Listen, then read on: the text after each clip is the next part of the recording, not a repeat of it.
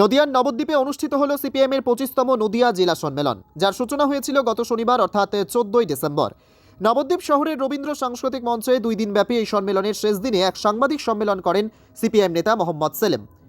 সেখানে একাধারে যেমন তৃণমূল ও বিজেপিকে তির্যক ভাষায় আক্রমণ করেন, পাশাপাশি এই সম্মেলনের রূপরেখা সম্পর্কেও আলোচনা করেন। সম্প্রতি ফিরহাদ হাকিমের বক্তব্য, আগামী দিনে আমরাও সংখ্যাগুরু হতে পারব। এই প্রসঙ্গে তিনি বিজেপি ও তৃণমূলের আতত নিয়েও বিস্ফোরক মন্তব্য করলেন।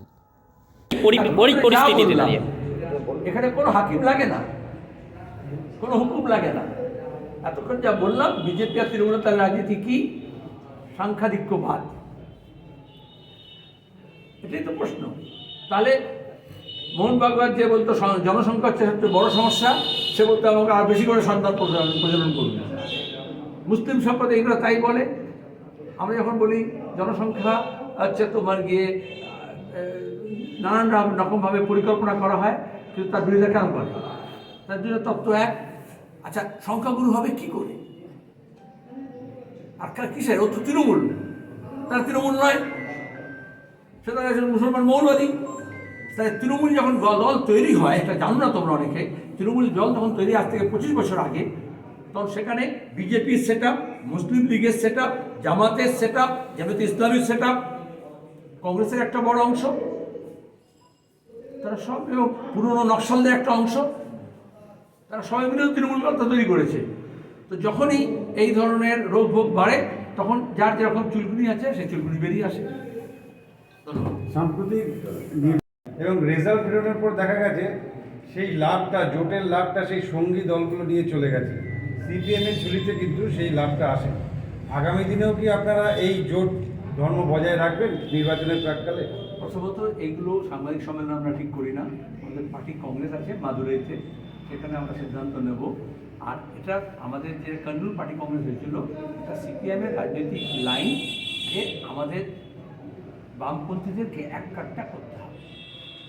লাভের গুড় কে খাচ্ছে, কোথায় মাছি ভনভন করছে, কোথায় পেঁপড়ে আছে, সেগুলো আপনাদের কাজ, খোঁজ নিন।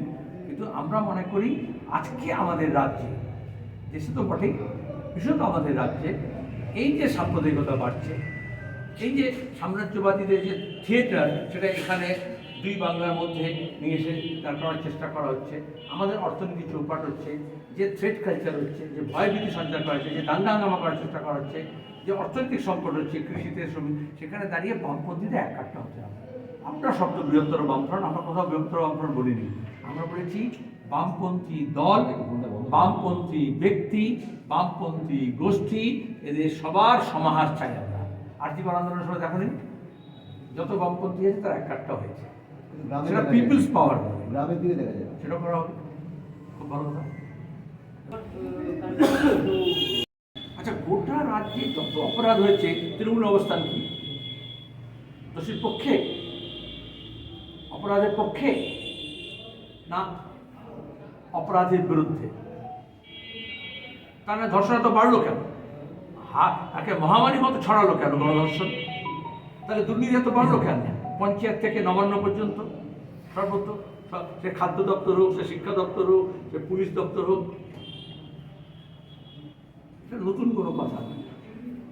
তাহলে তো প্রশ্নটা হচ্ছে এটাই যে নরেন্দ্র মোদী সরকার বলছে, মোদী বলছেন না খাতা না বহি, যে দিদি কাহে সোসাহি।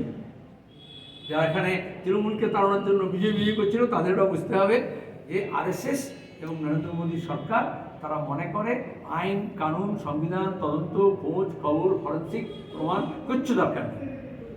কারণ তারা চায় তাদের একটা শিখণ্ডী হিসেবে তৃণমূল থাকুক এবং তারা অন্যায় অপরাধ করুক, মাঝে মাঝে একটু হইচই করবে। আর মমতাও চায় বিজেপি থাকুক। তাহলে কি হচ্ছে, যতক্ষণ বিজেপি ছাতা আছে আমি সেখানে তাদের ভাতা। তাহলে আগে ছিলেন মমতার ছত্রধর মাহাতো, এখন হয়ে গেছেন ছত্রধর আরএসএস।